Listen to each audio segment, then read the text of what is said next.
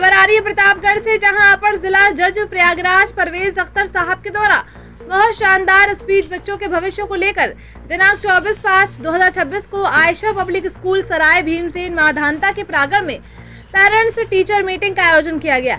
इस parents teacher meeting में बच्चों के द्वारा दी गई परीक्षा के नतीजे घोषित किए गए और उन नतीजों के आधार पर बच्चों को शील्ड प्रदान की गई। कार्यक्रम के मुख्य अतिथि श्रीमान अपर जिला जज प्रयागराज परवेज अख्तर जी रहे। इसके अलावा जेठवाड़ा थाने के सीनियर सब इंस्पेक्टर एहसानुल हक साहब और कटरा गुलाब सिंह चौकी के चौकी इंचार्ज राजीव वर्मा जी भी कार्यक्रम में उपस्थित रहे।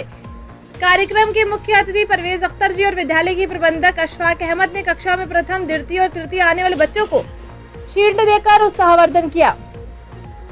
कार्यक्रम के दौरान विद्यालय के अध्यापकों ने अपना परिचय भी दिया और कई माता पिता और अभिभावकों ने भी बच्चों को संबोधित किया।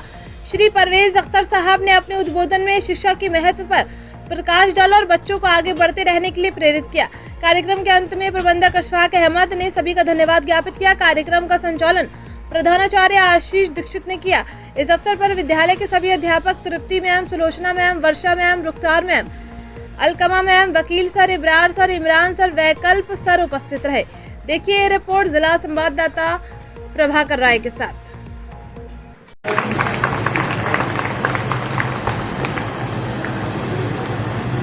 शुक्रिया प्रिंसिपल साहब, आयशा पब्लिक स्कूल के प्रबंधक साहब अशफाक जी, प्रिंसिपल साहब, इस नए विद्यालय के नए महकते हुए फूल मेरे प्यारे बच्चों और उनके जो साथ उनका मनोबल बढ़ाने के लिए अभी तक मौजूद उनके माता पिता और यहाँ जो दूर दराज से अशफाक भाई ने जैसे बताया है कि वो टीचर्स लेके आए हैं, मैं भी उन सबका हार्दिक इस्तकबाल करता हूँ, अभिनंदन करता हूँ कि आप लोग एक ऐसी बुनियाद के साक्षी बन रहे हैं, गवाह बन रहे हैं कि इतने दूर दराज क्षेत्र में इससे नेक काम कोई नहीं हो सकता कि आप इन छोटे छोटे बच्चों के लिए इतना उच्च स्तरीय शिक्षा का माहौल बना रहे हैं। मेरा हमेशा मानना है कि अगर आपकी नीयत नेक है तो ऊपर वाला हमेशा आपके साथ है और शायद यही वजह है अशफाक जी कि आपने एक नेक नीति से काम किया, इस स्कूल की बुनियाद यहाँ रखी और ये देखिए कि 6 महीने के अंदर आपका काम भी काफी हद तक पूरा होने लगा है और उसी साल आपके विद्यालय में 200-250 बच्चे जैसे प्रिंसिपल साहब ने कहा है वो भी आ गए। मुझे बेहद खुशी है मेरे प्यारे बच्चों कि इस स्कूल की बुनियाद के साथ साथ आप लोग भी इस बुनियाद का एक हिस्सा बने हैं और मैं शुक्रगुजार हूं इनका कि इसी नींव के लिए इन्होंने मुझे भी आमंत्रित किया, तो कहीं ना कहीं मैं भी एक साक्षी इस बुनियाद का बना हूं और उम्मीद करता हूं कि भविष्य में ये स्कूल आप लोगों की मेहनत और लगन के साथ बहुत ऊंचा एक मकाम हासिल करेगा। मुझे याद है जब मैं छोटे छोटे बच्चों को देख रहा था कि शायद आज से 30 या 35 साल पहले मैं भी शायद आप ही लोगों की हम उम्र रहा होगा, ऐसे ही गांव में हम भी पढ़ते थे, बड़े बड़े सपने थे, तो लेकिन उन सपनों को हासिल करने के लिए हमने बहुत मेहनत की।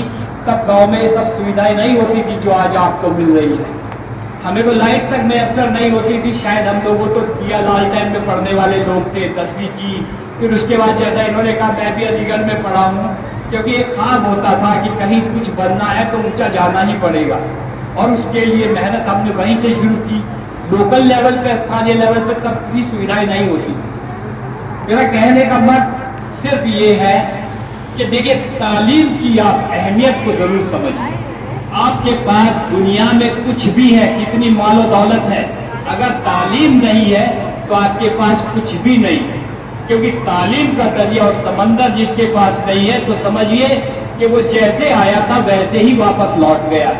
तालीम का मकसद आपको रोजगार या अच्छी नौकरी या सब देना नहीं होता है। तालीम का मकसद होता है आपको इंसानियत के उस दायरे में लेके आना, आपकी सोच को इंसानियत के नजर से बुलंद करना, आपको बताना कि आप उस दिए की मानंद है कि जो अगर बुझा हुआ है, जैसे बगैर तालीम के आदमी होता है तो उसकी कोई अहमियत नहीं होती। दिए की अहमियत तब होती है जब वो जला हुआ हो, और जला हुआ दिया एक तालीम याफ्ता इंसान की मानंद होता है। वो खुद तो रोशन होता ही है, पूरे जहां को भी रोशन करता है, अपने आसपास को भी रोशन करता है।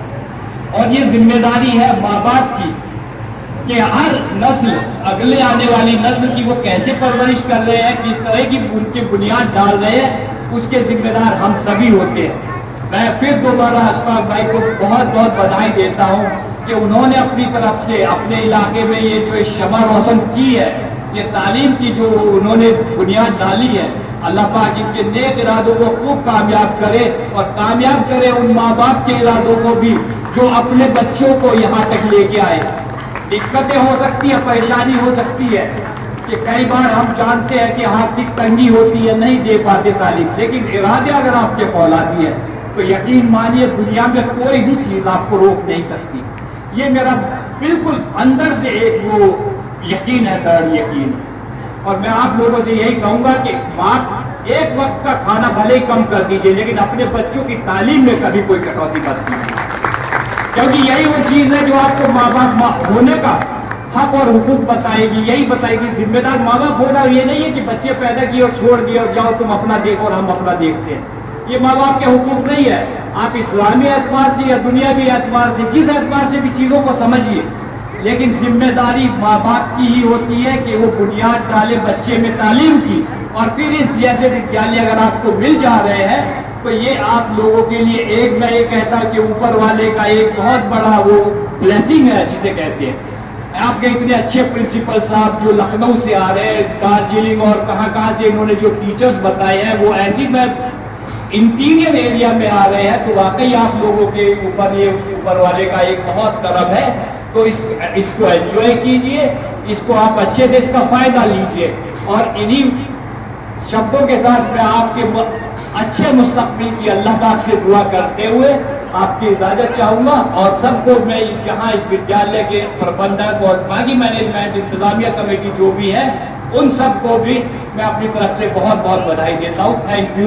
थैंक यू वेरी मच, शुक्रिया।